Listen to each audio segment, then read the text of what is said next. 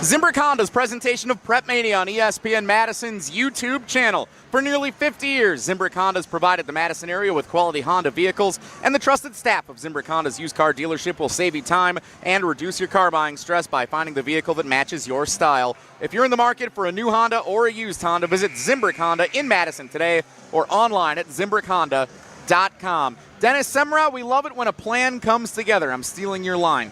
And we love when the stars who we want to see in action, future teammates at the University of Iowa, bring it in the first half of this contest tonight. 5-point game between number 4 and number 3 in the state, and 33 of the 65 total points scored between the two Hawkeyes. Well, it's actually from Hannibal Smith from the A team, and we're getting the A game of our best players tonight. Second half underway. Verona now working on the far end of the floor as we see it with you here on the ESPN Madison YouTube channel. Verona with a 7-point lead, the largest for the Wildcats. McFarland had a 5-point lead. And the first points of the second half belong to the Verona Wildcats. Maya Ellis now with 5 on the night as Ellis, the senior, extends the lead for Verona to 37-30. McFarland didn't come out of the locker room until about 90 seconds left in the halftime break. That's not something you see very often for a high school basketball team. Stremlo with an incredible save, able to keep it in play as she fell out of bounds and now gets it back. Taylor Stremlo downhill, off the glass, no good. Mulaney rebounds. One Hawkeye misses, the other cleans it up. Here comes Kirch. Back up top, Ava Dean. 3-sport athlete Ava Dean. Dribbling into the paint, now kicks it back around. Mulaney has it up top. A lot of movement. Guessing that's one of the messages Coach Sarah Mulaney preached during the halftime break. Ava Dean, right side, to the bucket.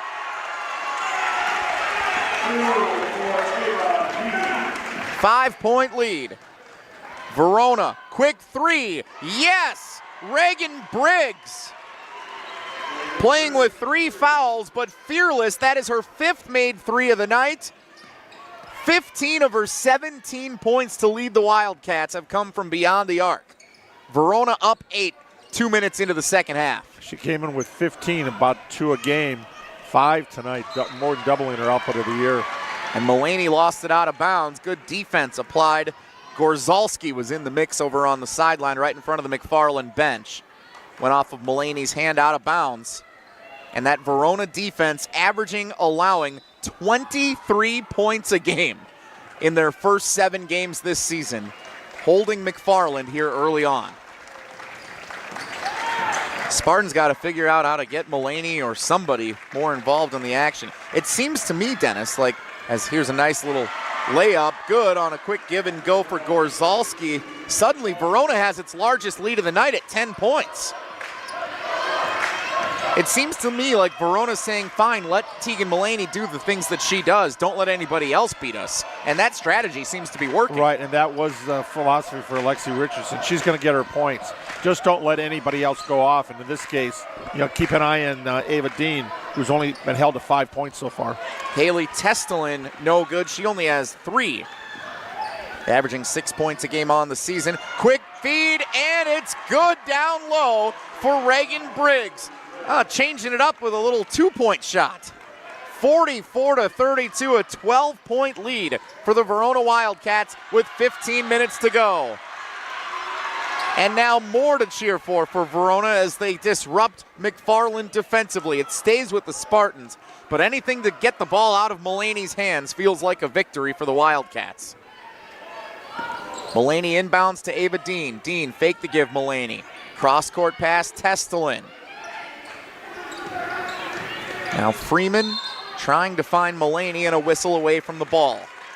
Goes against Verona. At this point in the first half, 2 minutes and 15 seconds in, or 3 minutes and 15 seconds in, I should say, we had like 7 fouls between the two teams. That is just the first foul called here in the second half. Dean for Mulaney.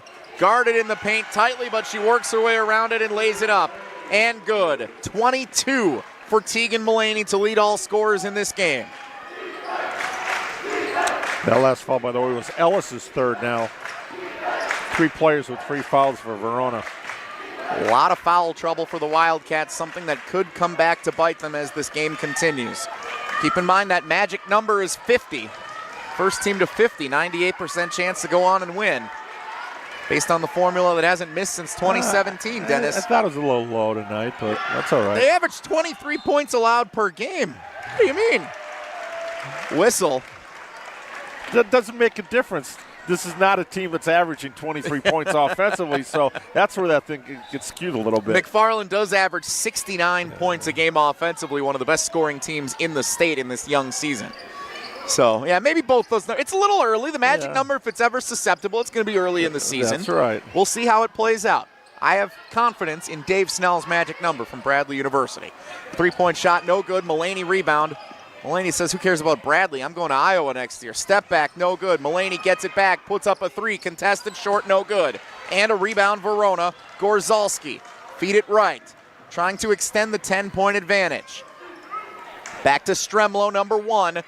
The future teammate of Mulaney in Iowa. How about another 3 for Reagan Briggs? We thought this was going to be Stremlo and Mulaney leading the charge. Reagan Briggs says, I want top billing next time. 22 points, 6 threes. Testelin misses. Here comes Verona. Contested. Gorzalski, no. Mulaney and Briggs, now the co-leading scorers in this game, both with 22. Trapped right in front of us. Kirch was trying to feed Mulaney on a give and go. The Verona defense was all over it. 47-34, 13-point lead for the Wildcats with 12:55 to go in the game.